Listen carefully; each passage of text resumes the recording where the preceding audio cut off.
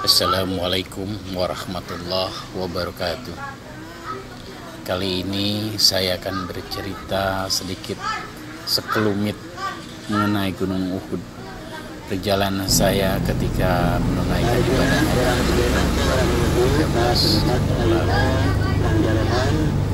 seperti Anda tahu bahwa begitu banyak sekali bukit-bukit yang ada di bumi ini.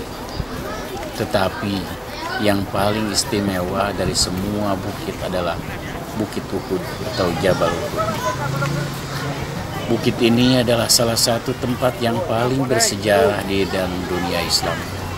Bukit ini pula yang dijanjikan kelak akan berada di surga. Jika kita hendak melihat bukit yang terdapat di surga, maka ziarahlah ke Bukit Uhud. Nabi Muhammad SAW bersabda, Bukit Uhud ialah salah satu dari bukit-bukit yang terdapat di surga. H.R. Bukhari. Bukit Uhud atau Jabal Uhud berjarak 5 km di sebelah utara kota Madinah dengan ketinggian sekitar kurang lebih 1077 meter di atas permukaan laut. Bukit ini akan selalu diingat oleh umat manusia, khususnya umat Islam.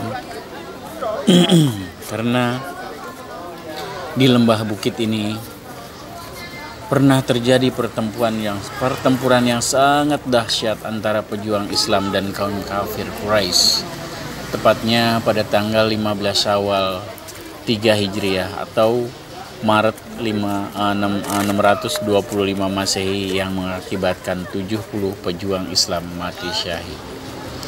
Dikisahkan suatu ketika Rasulullah Shallallahu Alaihi Wasallam bersama-sama Sayyidina Abu Bakar, Sayyidina Umar Al-Faruq, dan Sayyidina Utsman bin Affan sedang berada di puncak.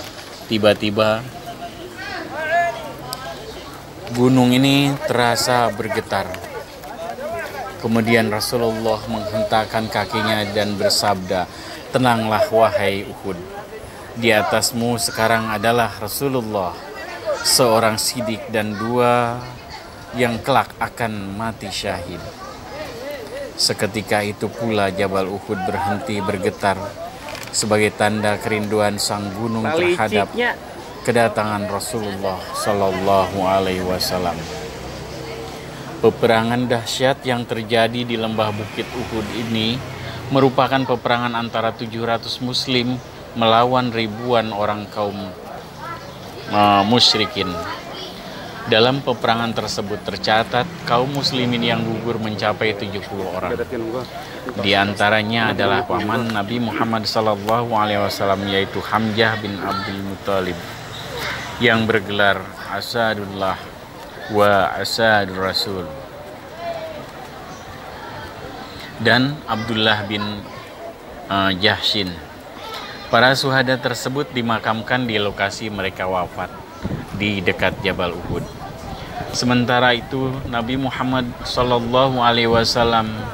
dalam pertempuran tersebut mendapatkan luka-luka, sedangkan para sahabatnya yang menjadi perisai untuk melindungi Rasulullah turut gugur dengan kondisi badan yang penuh dengan anak panah. Setelah perang selesai dan kaum musyrikin mundur pulang ke Mekah, Nabi Muhammad SAW memerintahkan supaya mereka yang gugur dimakamkan di lokasi mereka meninggal. Sampai-sampai ada satu liang kubur terdiri dari beberapa syuhada. Kecintaan Rasulullah SAW kepada syuhada perang Uhud, khususnya Sayyidina Hamzah, mendorong beliau berziarah ke Jabal Uhud hampir setiap tahun.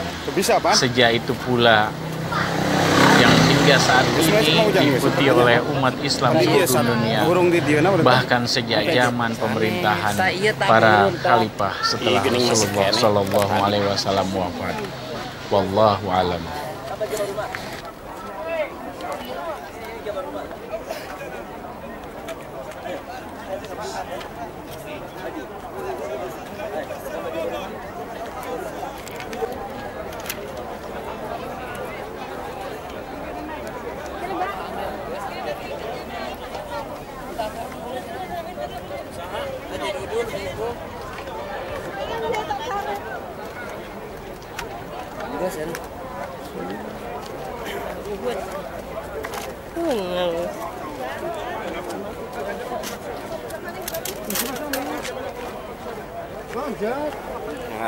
Op. Op. Ayo kan di eta di pijit nih.